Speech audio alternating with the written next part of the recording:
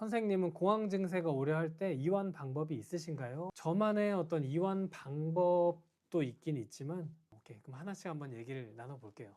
예전에 이제 정말 많이 힘들 때, 일단 그 증상이 올라오려 할 때는 내가 아무리 마음을 고쳐 먹으려고 해도 그 올라오는 증상은 절대 막을 수 없어요. 그래서 일단은 발작이 시작됐을 때는 신경계, 우리가 편도체가 과활성화되고 우리가 뇌과학적으로 여러 가지 세팅이 바뀌면서 이제 그런 불안 발작이나 공황 발작들이 이제 올라오는 건데, 그 순간에는 요 뇌를 그냥 재부팅한다는 생각으로 조금 더 강한 자극들이 필요해요. 그래서 이제 여러 가지 방법들, 저 같은 경우에는 제일 기본 방법은 이완 호흡이에요. 발작이 시작될 때 호흡 패턴이 깨지는 식으로 오는 경우가 제일 많아요. 그러면서 숨이 안 쉬어지고, 숨이 안 쉬어지면 갑자기 불안해지고 공포가 심해지고, 그러면서 이제 점점 더 강해지기 때문에 일단 호흡을 안정시키는 게 되게 중요해요. 그래서 우리가 제일 많이 하는 이완 호흡은 우리가 숨을 들이쉬는 것보다 내뱉는 거를 길게, 2배 정도 길게 해서 과활성화된 호흡을 낮추는 방법. 그래서 우리가 478 호흡 이런 것도 있잖아요. 4초간 숨을 천천히 들이쉬었다가 7초간은 숨을, 내가 횡격막을 내리면서 최대한 숨을 참고 기다리고 있다가 8초간 숨을 천천히 내쉬는 거. 그 7초를 참는 게 되게 중요한 게, 당장 과호흡이 엄청 올라오려 할 때는 호흡이 원활하게 잘 안 뱉어져요. 그렇기 때문에 4초간 숨을 들이쉬고, 그 다음에 내가 힘을, 복압을 좀 더 주면서 이렇게 횡격막을 누르는 느낌으로 숨을 참는 거, 그걸로 되게 많이 안정이 돼요. 그리고 뱉는 거를 최대한 길게 해야 과호흡이 더 이어지지 않고. 그래서 이런 이완 호흡이 하나 방법이 있고, 또 한 가지는 냉기 자극을 할 수 있는 상황이라면 좋아요. 뭐 집에 있는 상황이라면 얼음 같은 걸 손에 쥐어본다거나, 찬물로 빨리 세수를 하거나, 더 강하게 자극을 주고 싶다면 찬물로 샤워를 해버리거나. 그래서 좀 더 현실적인 거, 샤워까지는 힘드니까 그냥 찬물에 얼굴 받고 그냥 한 10초, 20초 내가 참을 수 있는 만큼 숨을 참아 보는 거예요. 그렇게 되면 아까 그런 호흡에 대한 연습도 어느 정도 되면서 냉기 자극으로 인한 신경계 재부팅이 되거든요. 그래서 어떤 불안 발작이나 공황 발작 같은 게 올라오려고 할 때는 이 방법들을 써보시면 좀 도움이 될 거고, 근데 이거는 그 순간을 모면하는 방법이에요. 어차피 공황 발작은 보통은 몇 초에서 몇 분 내로 가라앉기 때문에 그 순간을 이겨내는, 그러니까 그 순간이 그냥 잘 지나가도록 우리가 버텨내는 방법이라 생각해 주시고, 근데 그게 지나간다고 우리가 불안감을 느낀 그 원인 상황이 사라지진 않아요. 그래서 저 같은 경우에는 그 원인 상황들을 해결하기 위해서는 저는 감정일기를 많이 쓰죠. 제일 중요해요.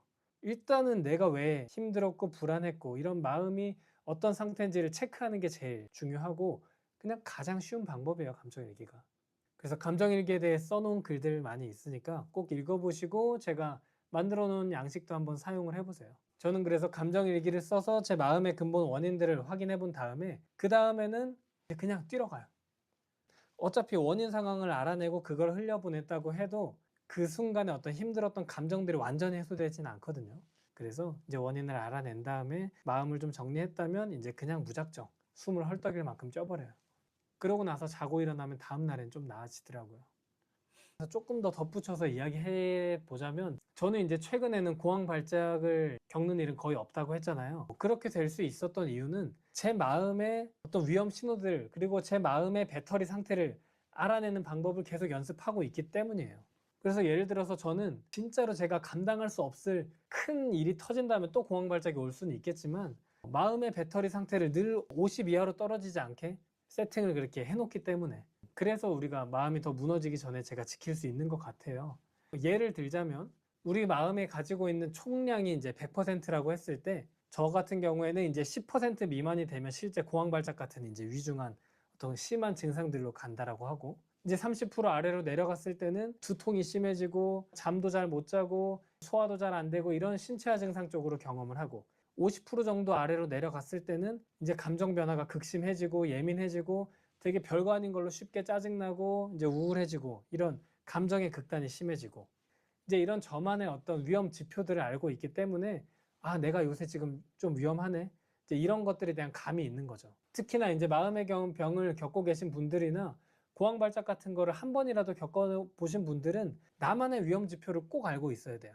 이거는 사람마다 다 다르기 때문에 뭐가 딱 위험 지표다라고 얘기해 줄 수는 없는데, 최근에 올렸던 릴스 마음관리법 3번, 4번 여기를 보면 우리가 대체로 겪는 몸의 위험 신호랑 마음의 위험 신호 이렇게 두 개로 나눠 놓은 게 있거든요. 그거를 꼭 읽어보시면서 나한테 해당되는 게 있는지 한번 찾아봐 보세요. 그렇게 해서 나는 몸이든 마음이든 뭔가가 무너질 때, 배터리가 많이 내려갔을 때 나는 이걸로 딱 시작된다 라는 어떤 지표를 하나 알고 있어야 돼요.